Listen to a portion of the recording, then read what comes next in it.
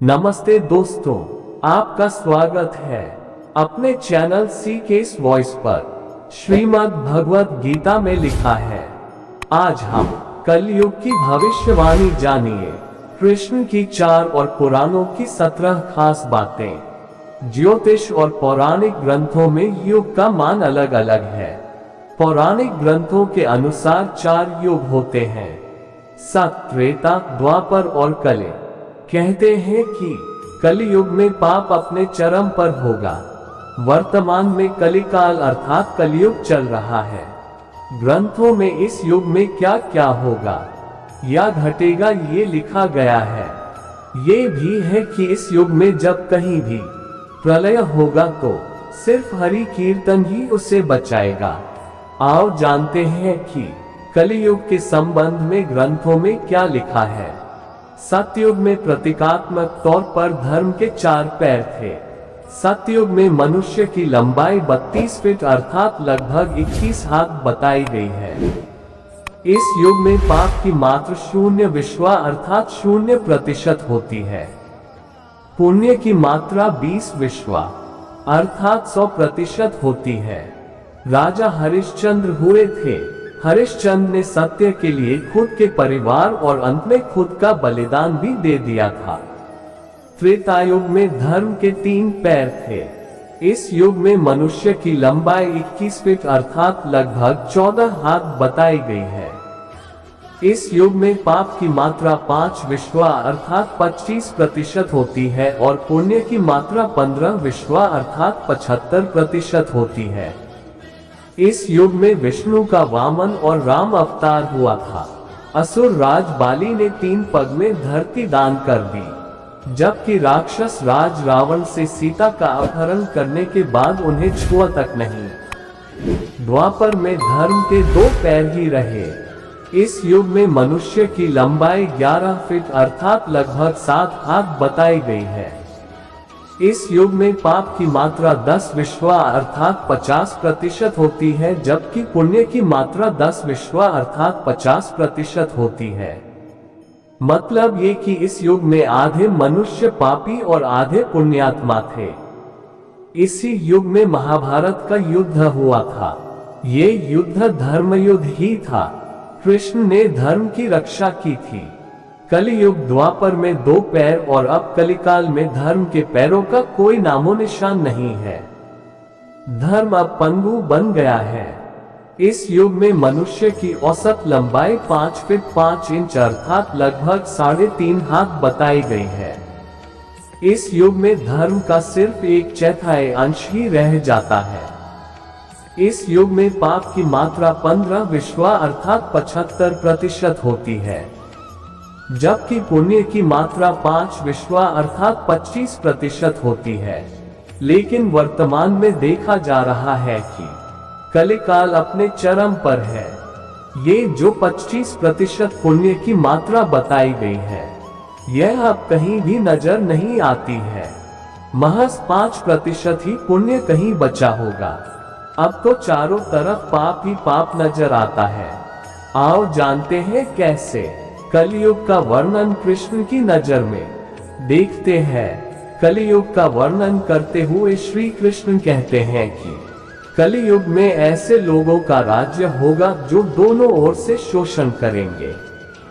बोलेंगे कुछ और करेंगे कुछ, मन में कुछ और कर्म में कुछ। ऐसे ही लोगों का राज्य होगा।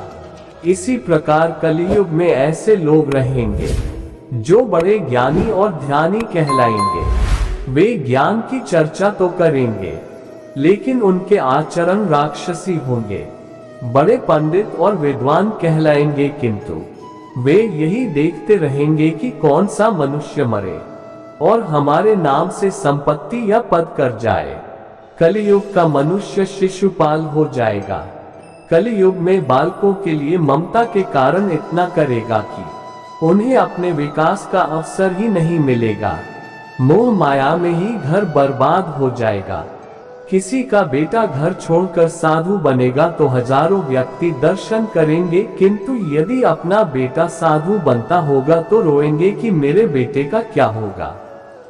इतनी सारी ममता होगी कि उसे मोह माया और परिवार में ही बांध कर रखेंगे और उसका जीवन वहीं खत्म हो जाएगा। अंत में बेचारा अनाथ होकर मरेगा। कलयुग में धनाढ्य लोग लड़के लड़की के विवाह में, मकान के उत्सव में, छोटे बड़े उत्सवों में तो लाखों रुपए खर्च कर देंगे, परंतु पड़ोस में ही यदि कोई भूखा प्यासा होगा तो यह नहीं देखेंगे कि उसका पेट भरा है या नहीं। उनका अपना ही सगा भूख से मर जाएगा और वे देखते रहेंगे। दूसरी ओर मौज, मदिरा, मांस भक्षण, सुंदरता और व्यसन में पैसे उड़ा देंगे, किंतु किसी के दो आंसू पोंछने में उनकी रुचि न होगी। कलयुग में मानव का मन नीचे गिरेगा, उसका जीवन पतित होगा। ये पतित जीवन धन की शिलाओं से नहीं रुकेगा, न ही सत्ता के वृक्षों से रुकेगा, किंतु हरि नाम के एक छोटे से पौधे से, हरि कीर्तन के एक छोटे से पौधे से मनुष्य जीवन का पतन होना रुक जाएगा। कलयुग का वर्णन पुराणों में लिखा है कि जो व्यक्ति संगठन या समाज वेद विरुद्ध आचरण कर भारत की धार्मिक और सांस्कृतिक एकता को खंडित करेगा, उसका आने वाले समय में समूल नाश हो जाएगा। पुराणकार मानते हैं कि जैसे जैसे कलयुग आगे बढ़ेगा, वैसे वैसे भारत की गद्दी पर वेद विरोधी लोगों का शासन होने लगेगा।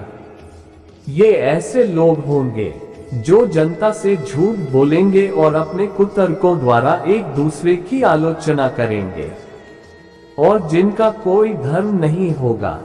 ये सभी विधर्मी होंगे, ये सभी मिलकर भारत को तोड़ेंगे और अंततः भारत को एक अराजक भूमि बनाकर छोड़ देंगे।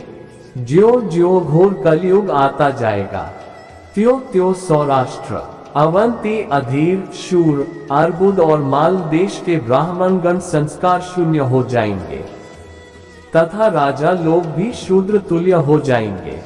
अपनी तुच्छ बुद्धि को ही शाश्वत समझकर कुछ मूर्ख ईश्वर की तथा धर्म ग्रंथों की प्रामाणिकता मानने का दुस्साहस करेंगे। इसका अर्थ है कि उनके पाप जोर मार रहे हैं। जब सभी वेदों को छोड़कर संस्कार शून्य हो जाएंगे, तब सिंधु तट, चंद्रभाग का तटवर्ती प्रदेश, कुंतीपुरी और कश्मीर मंडल पर प्राय शूद्रों का संस्कार ब्रह्मतेज से ही नामात्र के द्विजों का और मलेच्छों का राज होगा।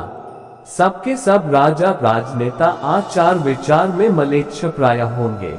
वे सब एक ही समय में भिन्न भिन्न प्रांतों में राज करेंगे। ये सब के सब परले सिरे के झूठे, अधार्मिक और स्वल्प दान करने वाले होंगे। छोटी बातों को लेकर ही ये क्रोध के मारे आग बबूला हो जाएंगे। ये दुष्ट लोग स्त्री, बच्चों, गौ और ब्राह्मणों को मारने में भी नहीं हिचकेंगे। दूसरे की स्त्री और धन हथिया लेने में ये सदा उत्सुक रहेंगे। न तो इन्हें बढ़ते देर लगेगी और न घटते। इनकी शक्ति और आयु थोड़ी होगी। राजा के वेश में ये मलेच्छ ही होंगे। वे लूट खसोट कर अपनी प्रजा का खून चूसेंगे। जब ऐसा शासन होगा तो देश की प्रजा में भी वैसा ही स्वभाव, आचरण, भाषण की वृद्धि हो जाएगी। राजा लोग तो उनका शोषण करेंगे ही, आपस में वे भी एक दूसरे को उत्पीड़ित करेंगे और अंततः सबके सब नष्ट हो जाएंगे। भविष्योत्तर पुराण अनुसार ब्रह्मा जी ने कहा, हे नारद, भयंकर कलियुग के आने पर मनुष्य का आचरण दुष्ट हो जाएगा और योगी भी दुष्ट चित्त वाले होंगे। संसार में परस्पर विरोध फैल जाएगा। द्विज, ब्राह्मण, क्षत्रिय, वैश्य दुष्ट कर्म करने वाले होंगे और विशेषकर राजाओं में चरित्रहीनता आ जाएगी। देश देश और गांव गांव में कष्ट बढ़ जाएंगे। संत जन दुखी होंगे। अपने धर्म को छोड़कर लोग दूसरे धर्म का आश्रय लेंगे। देवताओं का देवत्व भी नष्ट हो जाएगा और उनका आशीर्वाद भी नहीं रहेगा। मनुष्यों की बुद्धि धर्म से विपरीत हो जाएगी और पृथ्वी पर मलेच्छों के राज्य का विस्तार हो जाएगा। महर्षि व्यास जी के अनुसार कलयुग में मनुष्यों में वर्ण और आश्रम संबंधी प्रवृत्ति नहीं होगी। वेदों का पालन कोई नहीं करेगा। कलयुग में विवाह को धर्म नहीं माना जाएगा। शिष्य गुरु के अधीन नहीं रहेंगे। पुत्र भी अपने धर्म का पालन नहीं करेंगे। कोई किसी कुल में पैदा ही क्यों ना हुआ, जो बलवान होगा वही कलयुग में सबका स्वामी होगा। सभी वर्णों के लोग कन्या बेचकर निर्वाह करेंगे। कलयुग में जो भी किसी का वचन होगा वही शास्त्र माना जाएगा। कलयुग में थोड़े से धन से मनुष्यों में बड़ा घमंड होगा। स्त्रियों को अपने केशों पर ही रूपवती होने का गर्व होगा। कलयुग में स्त्रियां धनहीन पति को त्याग देंगी। उस समय धनवान पुरुष ही स्त्रियों का स्वामी होगा। जो अधिक देगा उसे ही मनुष्य अपना स्वामी मानेंगे। उस समय लोग प्रभुता के ही कारण संबंध रखेंगे। द्रव्य राशि घर बनाने में ही समाप्त हो जाएगी। इससे दान पुण्य के काम नहीं होंगे और बुद्धि धन के संग्रह में ही लगी रहेगी। सारा धन उपभोग में ही समाप्त हो जाएगा। कलयुग की स्त्रियां अपनी इच्छा के अनुसार आचरण करेगी। हाव भाव विलास में ही उनका मन लगा रहेगा। अन्याय से धन पैदा करने वाले पुरुषों में उनकी आसक्ति होगी। कलयुग में सब लोग सदा सबके लिए समानता का दावा करेंगे। कलयुग की प्रजा बाढ़ और सूखे के भय से व्याकुल रहेगी। सबके नेत्र आकाश की ओर लगे रहेंगे। वर्षा न होने से मनुष्य तपस्वी लोगों की तरह फल मूल व पत्ते खाकर और कितने ही आत्मघात कर लेंगे। कलयुग में सदा अकाल ही पड़ता रहेगा। सब लोग हमेशा किसी न किसी कलेशों से घिरे रहेंगे। किसी किसी तो थोड़ा सुख भी मिल जाएगा। सब लोग बिना स्नान करे ही भोजन करेंगे। देव पूजा, अतिथि सत्कार, श्राद्ध और तर्पण की क्रिया कोई नहीं करेगा। कलयुग की स्त्रियां लोभी, नाटी, अधिक खाने वाली और मंद भाग्य वाली होंगी। गुरुजनों और पति की आज्ञा का पालन नहीं करेगी तथा पर्दे के भीतर भी नहीं रहेंगी। अपना ही पेट पालेंगी। क्रोध में भरी रहेंगी। देह शुद्धि की ओर ध्यान नहीं देंगी तथा असत्य और कटु वचन बोलेंगी। इतना ही नहीं, वे दुराचारी पुरुषों से मिलने की अभिलाषा करेगी। ब्रह्मचारी लोग वेदों में कहे गए व्रत का पालन किए बिना ही वेदाध्यापन करेंगे। गृहस्थ पुरुष न तो हवन करेंगे न ही सत्पात्र को उचित दान देंगे। वनों में रहने वाले वन के कंद मूल आदि से निर्वाह न करके ग्रामीण आहार का संग्रह करेंगे और सन्यासी भी मित्र आदि के स्नेह बंधन में बंधे रहेंगे। कलयुग आने पर राजा प्रजा की रक्षा न करके बल्कि कर के बहाने प्रजा के ही धन का अपहरण करेंगे। अधम मनुष्य संस्कारहीन होते हुए भी पाखंड का सहारा लेकर लोगों ठगने का काम करेंगे। उस समय पाखंड की अधिकता और अधर्म की वृद्धि होने से लोगों की आयु कम होती चली जाएगी। उस समय 5, 6 अथवा 7 वर्ष की स्त्री और 8, 9 या 10 वर्ष के पुरुषों से ही संतान होने लगेंगी। घोर कलयुग आने पर मनुष्य 20 वर्ष तक भी जीवित नहीं रहेंगे।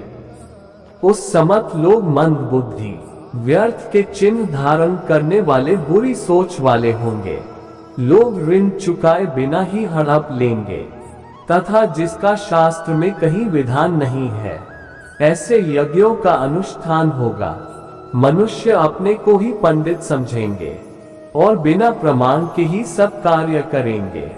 तारों की ज्योति फीकी पड़ जाएगी। 10 दिशाएं विपरीत होंगी। पुत्र पिता को तथा बहुएं सास को काम करने भेजेंगी। कलयुग में समय के साथ साथ मनुष्य वर्तमान पर विश्वास करने वाले, शास्त्र ज्ञान से रहित, दंभी और अज्ञानी होंगे। जब जगत के लोग सर्वभक्षी हो जाएं, स्वयं ही आत्मरक्षा के लिए विवश हो तथा राजा उनकी रक्षा करने में असमर्थ हो जाएंगे, तब मनुष्यों में क्रोध, लोभ की अधिकता हो जाएगी। कलयुग के अंत के समय बड़े बड़े भयंकर युद्ध होंगे। भारी वर्षा, प्रचंड आंधी और जोरों की गर्मी पड़ेगी। लोग खेती काट लेंगे, कपड़े चुरा लेंगे, पानी पीने का सामान और पेटियां भी चुरा ले जाएंगे। चोर अपने ही जैसे चोरों की संपत्ति चुराने लगेंगे। हत्यारों की भी हत्या होने लगेगी। चोरों से चोरों का नाश हो जाने के कारण जनता का कल्याण होगा। युगांत काल में मनुष्यों की आयु अधिक से अधिक 30 वर्ष की होगी। मनुष्य की औसत आयु 20 वर्ष ही रह जाएगी। 5 वर्ष की उम्र में स्त्री गर्भवती हो जाया करेगी। 16 वर्ष में लोग वृद्ध हो जाएंगे और 20 वर्ष में मृत्यु को प्राप्त हो जाएंगे। इंसान का शरीर घटकर बोना हो जाएगा। ब्रह्मवैवर्त पुराण में बताया गया है कि कलियुग में ऐसा समय भी आएगा जब इंसान की उम्र बहुत कम रह जाएगी। युवावस्था समाप्त हो जाएगी। कली के प्रभाव से प्राणियों के शरीर छोटे छोटे, क्षीण और रोगग्रस्त होने लगेंगे। श्रीमद् भागवत के 12 स्कंध में कलियुग के धर्म के अंतर्गत श्री सुखदेव जी परीक्षित जी से कहते हैं, ज्यों ज्यों घोर कलयुग आता जाएगा, त्यों त्यों उत्तरोत्तर धर्म, सत्य, पवित्रता, क्षमा, दया, आयु, बल और स्मरण शक्ति का लोप होता जाएगा। अर्थात लोगों की आयु भी कम होती जाएगी जब कलिकाल बढ़ता चला जाएगा। कलयुग के अंत में जिस समय कल की अवतार अवतरित होंगे उस समय मनुष्य की परम आयु केवल 20 या 30 वर्ष होगी। जिस समय कल की अवतार आएंगे, चारों वर्णों के लोग शूद्रों बोने के समान हो जाएंगे। गौएं भी बकरियों की तरह छोटी छोटी और कम दूध देने वाली हो जाएगी। कलियुग के अंत में संसार की ऐसी दशा होगी कि अन्न नहीं उगेगा, लोग मछली मांस ही खाएंगे और भेड़ व बकरियों का दूध पेंगे। गाय तो दिखना भी बंद हो जाएगी, होगी तो वह बकरी समान होगी। एक समय ऐसा आएगा जब जमीन से अन्न उपजना बंद हो जाएगा, पेड़ों पर फल नहीं लगेंगे। धीरे धीरे ये सारी चीजें विलुप्त हो जाएंगी। गाय दूध देना बंद कर देगी। स्त्रियां कठोर स्वभाव वाली व कड़वा बोलने वाली होंगी। वे पति की आज्ञा नहीं मानेंगी। जिसके पास धन होगा उसी के पास स्त्रियां रहेगी। मनुष्यों का स्वभाव गधों जैसा दुस्सह, केवल गृहस्थी का भार ढोने वाला रह जाएगा। लोग विषयी हो जाएंगे, धर्म कर्म का लोप हो जाएगा। मनुष्य जपरहित, नास्तिक व चोर हो जाएंगे। सभी एक दूसरे को लूटने में रहेंगे। कलियुग में समाज हिंसक हो जाएगा। जो लोग बलवान होंगे उनका ही राज चलेगा। मानवता नष्ट हो जाएगी, रिश्ते खत्म हो जाएंगे। एक भाई दूसरे भाई का ही शत्रु हो जाएगा। जुआ, शराब, परस्त्रीगमन और हिंसा ही धर्म होगा। पुत्र पितृघ्न कृत्वा पिता पुत्रवत् तथा निरुद्वेगो गृहद्वादी न निंदामुपलप्स्यते मलेच्छीभूत जगत सर्व भविष्यति न संशय हस्तो हस्तम परिमुषेद युगान्ते समुपस्थिते। पुत्र पिता का और पिता पुत्र का वध करके भी उद्विग्न नहीं होंगे। अपनी प्रशंसा के लिए लोग बड़ी बड़ी बातें बनाएंगे किंतु समाज में उनकी निंदा नहीं होगी। उस समय सारा जगत मलेच्छ हो जाएगा, इसमें संशय नहीं। एक हाथ दूसरे हाथ को लूटेगा। कलियुग में लोग शास्त्रों से विमुख हो जाएंगे। अनैतिक साहित्य ही लोगों की पसंद हो जाएगा। बुरी बातें और बुरे शब्दों का ही व्यवहार किया जाएगा। स्त्री और पुरुष दोनों ही अधर्मी हो जाएंगी। स्त्रियां पतिव्रत धर्म का पालन करना बंद कर देगी और पुरुष भी ऐसा ही करेंगे। स्त्री और पुरुषों से संबंधित सभी वैदिक नियम विलुप्त हो जाएंगे। अंत में इस घोर कलिकाल से बचने का एकमात्र तरीका यह है कि व्यक्ति को वेदों की ओर लौट आना चाहिए और हर समय हरि कीर्तन करके खुद को सुरक्षित रखना चाहिए। जो व्यक्ति धर्म से विमुख होकर रहेगा वह कहीं भी कभी भी अकाल मौत को प्राप्त होगा या हर समय दुखी और संकटों से ही घिरा रहेगा। उम्मीद है आज की वीडियो आपको पसंद आई होगी। ऐसे ही अद्भुत विचारों और कहानियों को सुनने के लिए आप अपने इस चैनल को सब्सक्राइब जरूर कर लें और लाइक शेयर करना ना भूलें। अंत तक बने रहने के लिए शुक्रिया। राधे राधे, राधे कृष्णा।